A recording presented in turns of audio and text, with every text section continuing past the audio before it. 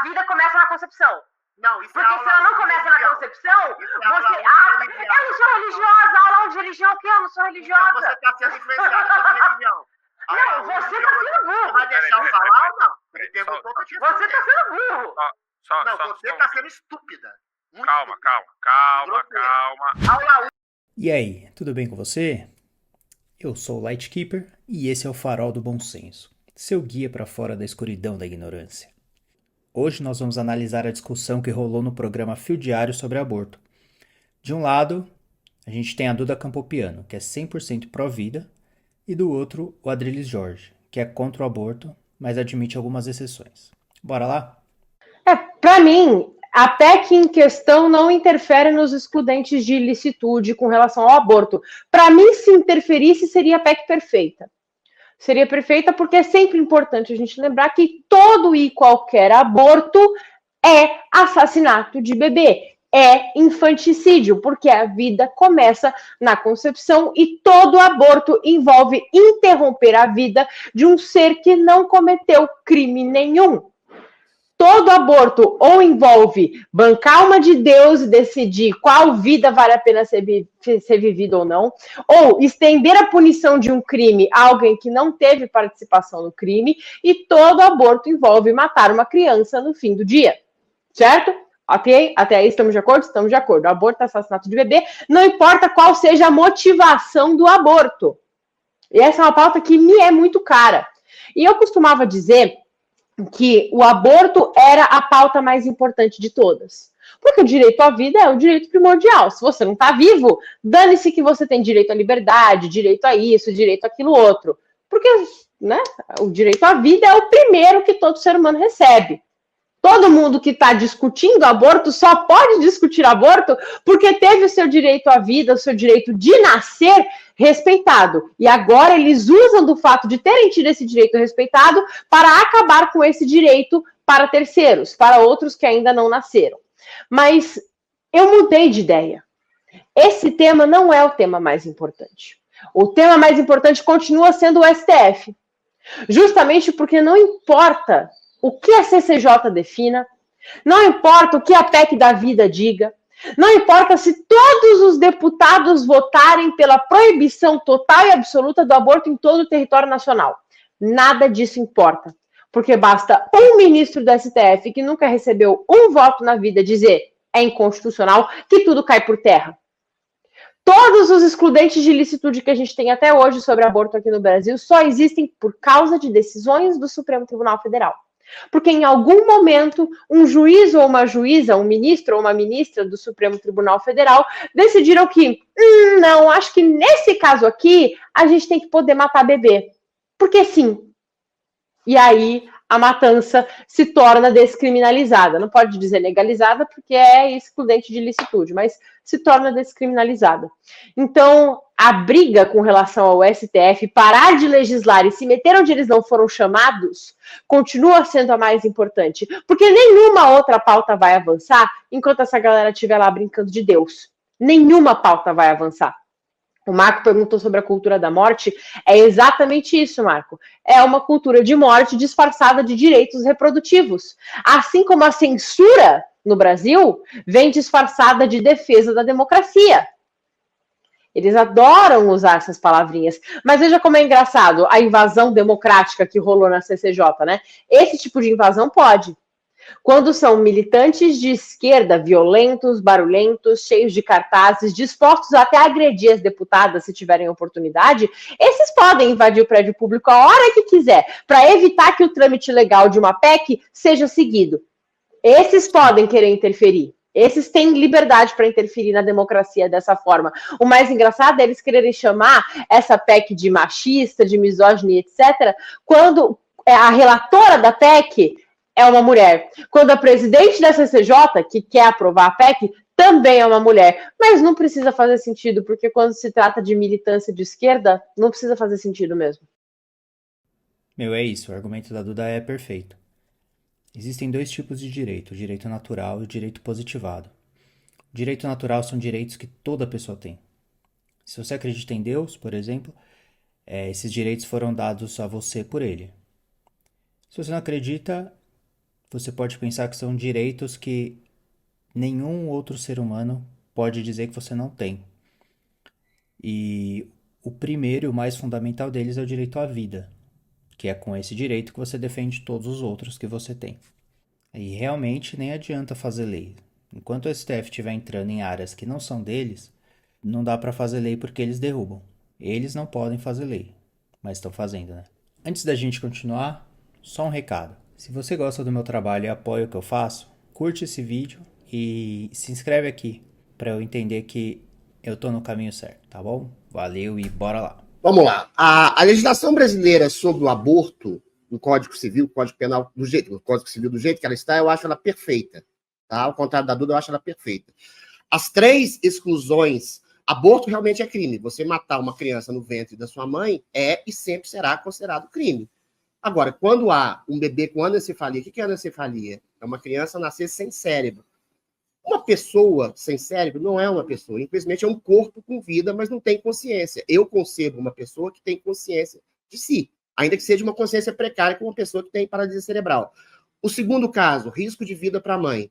Também é um problema trágico. É a mãe que tem que decidir entre a sua vida e a vida do filho que ela vai gestar. É claro que a mãe tem prioridade, porque a mãe já tem uma vida pregressa, já tem uma consciência. O terceiro caso é mais complicado, caso de estupro. Realmente é complicado para uma mãe ficar 9 meses gestando fruto de uma violência inominável. Arrebenta com a psique dela. E aí, talvez nas primeiras semanas, em que há um zigoto, em que há um princípio de um embrião, possa ser permitido essa coisa abominável chamada aborto. Tá? São esses 3 casos.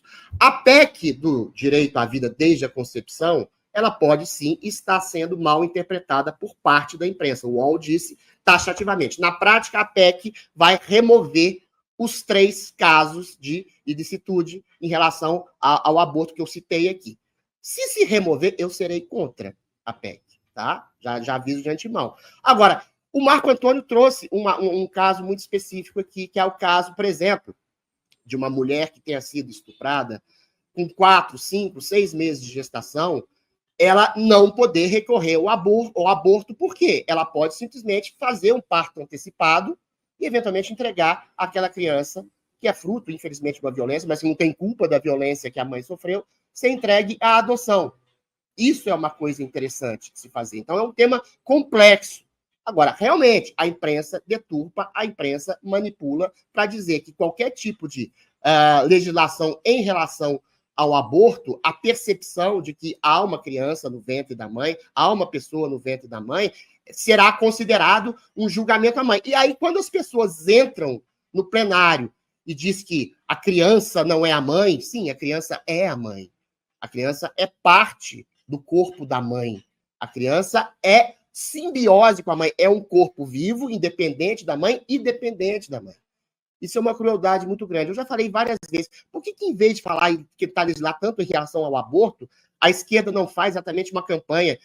Eu não tenho nenhum problema com isso, com apologia a anticonceptivos, há uma campanha em relação a uma educação socioafetiva, sexual das adolescentes, para não saírem transando com o primeiro que aparece, entendeu? Em havendo a consumação, em uso de camisinha ou coisa do tipo assim, mas parece que há um apego à morte por isso. Há um apego à morte, ao assassinato de bebês, tá? Eu não acho que exista vida desde a concepção. Eu acho que existe princípio de vida. Um zigoto não é uma criança. Um zigoto não é um bebê, tá? O zigoto é uma célula que tem um DNA do que pode ser futuramente uma pessoa com consciência. Agora, por que eu sou contra o aborto, especificamente? Um embrião, ele tem aquilo que se chama de senciência, terminações nervosas que podem, eventualmente, gerar um princípio de consciência, ainda que a criança ainda não tenha um cérebro. Aí eu comparo novamente, é igual uma pessoa que tem uma paralisia cerebral, ela tem um esboço de consciência precário, mas é uma pessoa. Então, a consciência é o início da vida. Agora, essa PEC, simplesmente, eu acho que ela quer facilitar, a meu ver, facilitar essa questão de uma criança ser, uma pessoa ser, uma mulher ser estuprada e depois entregar essa criança à adoção depois de alguns meses de gestação. Eu acho que se circunscrevendo nesse sentido, eu acho que a PEC é bem-vinda. Agora, se ela anular essas 3 exceções, que são, infelizmente, necessárias, a questão é complexa, não é simples, não é banal, aí eu vou ser contra. Mas, por enquanto, não aconteceu nada disso. Enfim. Mano, o Adriles é muito engraçado. Ele consegue se contradizer no próprio argumento. Primeiro, ele diz que na percepção dele, a vida começa com a consciência. Mas aí, qual que é o critério? É a percepção do Adriles? Quer dizer, a gente permite o aborto até antes do feto adquirir consciência. E o que norteia essa decisão é a percepção do Adriles Jorge. Isso é completamente arbitrário e subjetivo.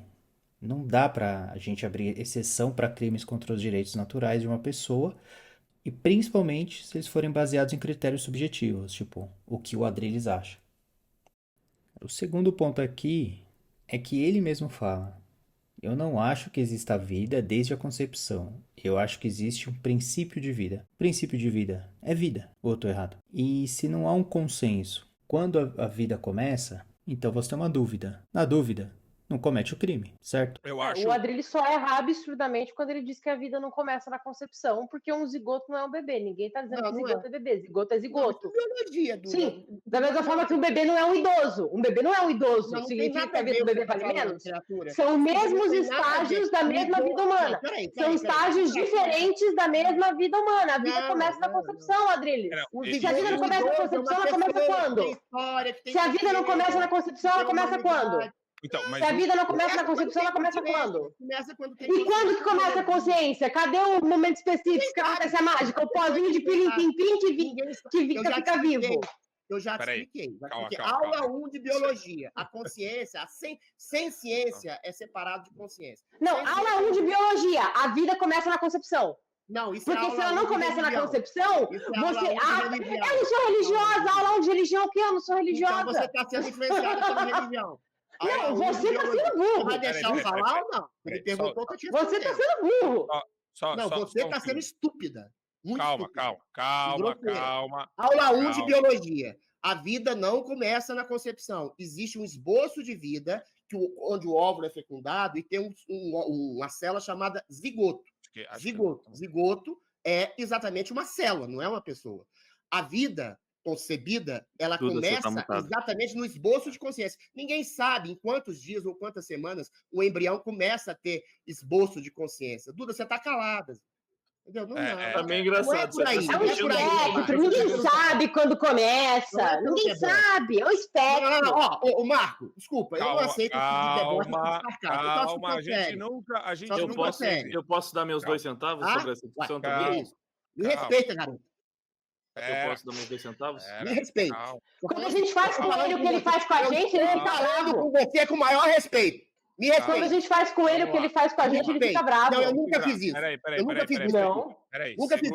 Segura os dois. Nossa, aqui o debate pegou fogo.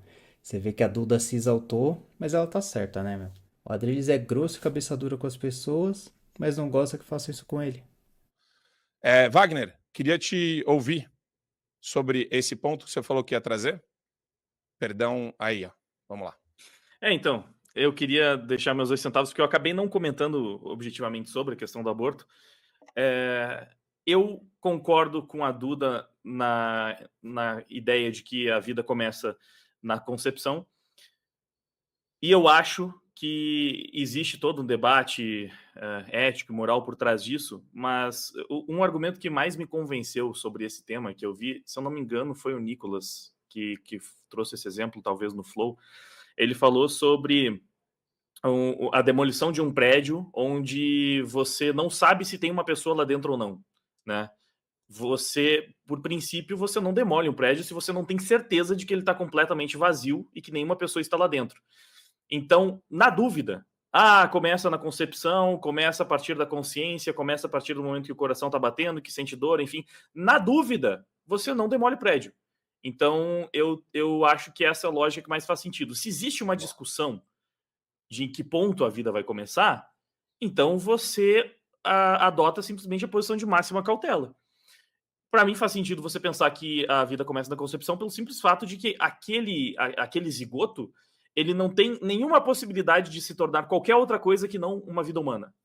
Não tem como virar um dinossauro, não tem como virar um jacaré, não tem como virar nada. Vai ser um ser humano. Não tem outro caminho para ele. Né? Vai ser um ser humano, talvez, com alguma questão específica dele. Mas, enfim, eu vou mais ou menos nessa direção. Porém, eu também acho que, em alguns casos, o aborto é, no mínimo, justificável, não sei. O caso que, para mim, menos é discutível é sobre a questão do feto anencéfalo, porque, no meu entender, aí, tipo, realmente não tem vida ali. Se não tem cérebro, o bebê vai nascer morto, basicamente, e aí você estaria só forçando a mãe a passar por toda uma gestação de um bebê que já vai nascer morto. Nesse caso, para mim, acho que não tem muito o que discutir. Nos outros casos, eu já acho que é mais discutível, sim. Existem questões éticas mais profundas, mais complexas. Eu acho que se você junta dois elementos, porque, por exemplo, eu sei que muitas pessoas falam sobre o caso do estupro, mas o bebê não tem culpa. Concordo, não tem culpa.